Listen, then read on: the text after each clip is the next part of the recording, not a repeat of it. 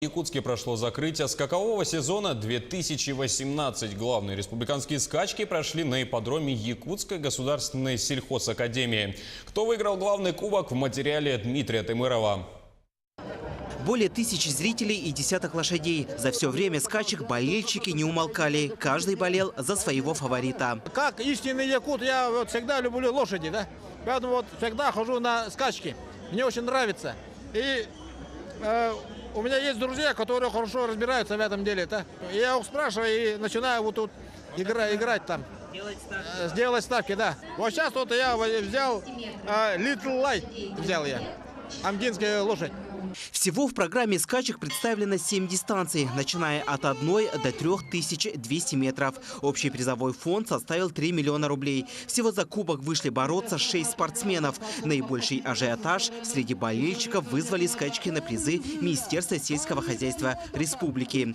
Дистанция этого забега 2400 метров, а на старте сплошь темные лошадки. В этом забеге фаворитов не было. Конный спорт. Здесь ты не знаешь, кто будет победителем. Это как азартная игра. Любой может победить. Кто лучше тренировался, тот и может выиграть, а может и нет. Своих лошадей выставили команды Намского, Амгинского, Мегино-Кангаласского, Верхневилюйского и Чурапчинского улусов.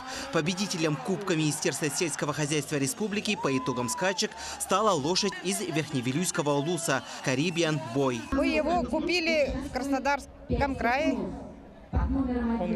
Конный завод «Прогресс» в 2016 году. Тогда ему сколько было и сейчас сколько лет? 4 года было ему.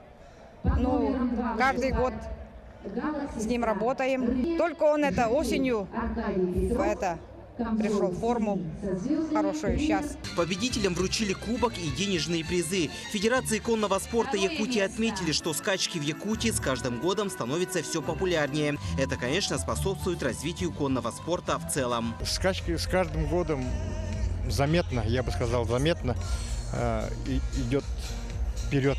Развитие наблюдается, факты налицо. Вот сейчас вот скачка была, и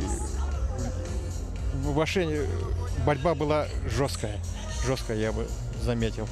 Скачки прошли, как всегда, многолюдно и эмоционально. Сезон 2018 года закрыт. Дмитрий Темыров, Георгий Григорьев, Якутск.